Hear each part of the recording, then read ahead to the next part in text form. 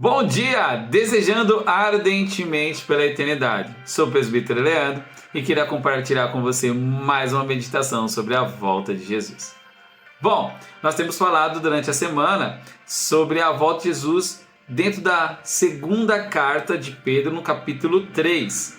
E nós temos já falado sobre o dia do Senhor se aproxima.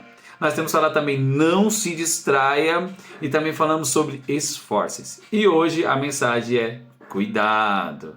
Bom, no versículo 15, no capítulo 3, na segunda carta de Pedro, ele vai falar assim: e lembre-se de que a paciência de nosso Senhor permite com que as pessoas sejam salvas. Foi isso que o nosso amado irmão Paulo nos escreveu com sabedoria que lhe foi concedida. Ele trata dessas questões em todas as suas cartas. Alguns de seus comentários são difíceis de entender. E os ignorantes e instáveis distorcem suas cartas, como fazem com outras partes das Escrituras. Como resultado, eles próprios serão destruídos. Veja que a preocupação de Pedro é sobre a distorção da mensagem. O evangelho hoje tem sido um evangelho distorcido por muitas pessoas. Então esse é o cuidado que Pedro está tendo aqui e que Paulo também tinha. Veja, Pedro ele vai encontrar dois tipos de pessoas, enquanto ele vai falar sobre a nossa esperança, sobre a volta de Jesus. Ele vai combater o ceticismo e o gnosticismo. Quem são esses caras?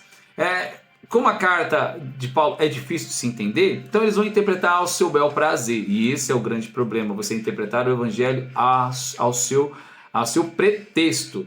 Então o ceticismo é tudo aquilo que duvida de tudo, é um descrente, é o que tem a predisposição para a incredulidade. E existem duas linhas, a filosófica e a científica. O ceticismo filosófico, ele questiona a verdade, ele vai questionar no campo das ideias. A gente vai falar, Jesus é o caminho, a verdade e a vida. Ele vai falar, será?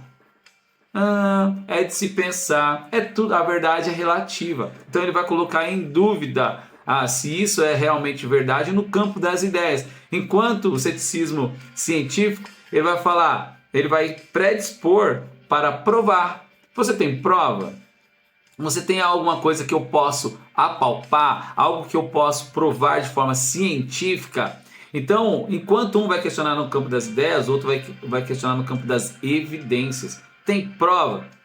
Igual um humorista falava, tem algum vídeo gravado? Você tem algum testemunha? A gente tem, né? Testemunha. Pedro andou com Jesus e viu Jesus assunto aos céus. Então, Pedro é uma testemunha ocular.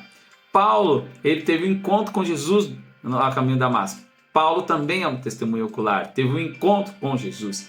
Mas eles estavam colocando em dúvida. Mas eu não vi. Por isso que o justo viverá pela fé. E o problema de você questionar essa esperança é que quando você coloca em dúvida a sua fé, que Jesus irá voltar, e isso é viver pela fé, você perde a esperança. Quando nós colocamos a nossa fé em dúvida, nós perdemos a esperança. Bom, o gnosticismo, ele vai falar sobre o mundo é entendido como uma prisão para o homem, do mesmo modo que o seu corpo para a sua alma. Então ele vai falar assim, vocês estão presos aqui, e aí só que vocês vão ter que trabalhar para se justificar.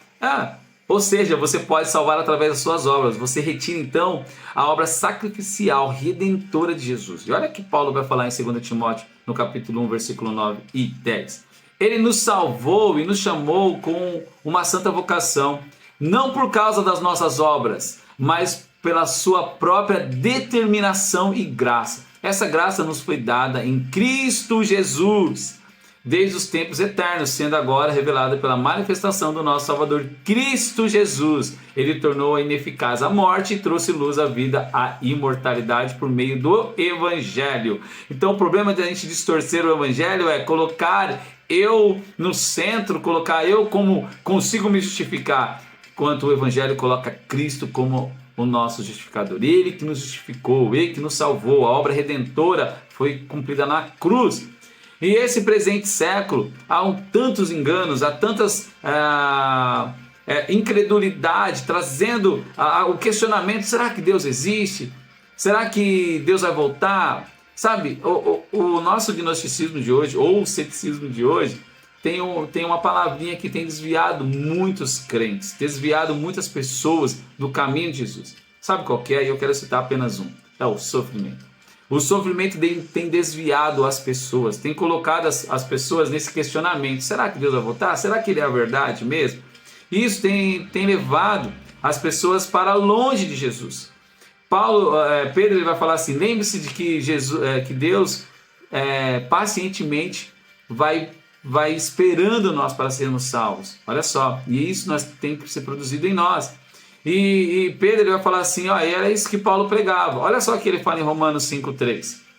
Então somente isso, mas também nos gloriamos nas tribulações, sabendo que a tribulação produz o quê? Paciência. A paciência, esperança. E a esperança, experiência, desculpa. E a experiência, esperança. Veja que as tribulações, ou seja, o sofrimento, vai produzindo em nós uma experiência e também uma esperança. Romanos 12,12 ele diz assim, alegrai-vos na esperança, sede pacientes na tribulação. Ei, seja paciente, meu irmão, isso vai passar.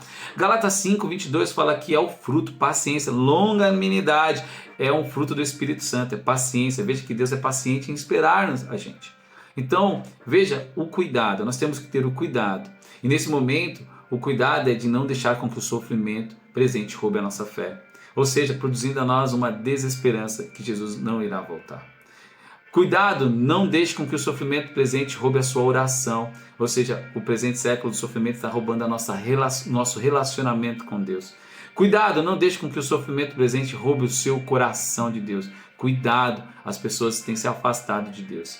Com essa mesma paciência que Deus vai nos dando a oportunidade de sermos salvos. Então essa mesma paciência que devemos esperar pela volta de Jesus. Deus abençoe você.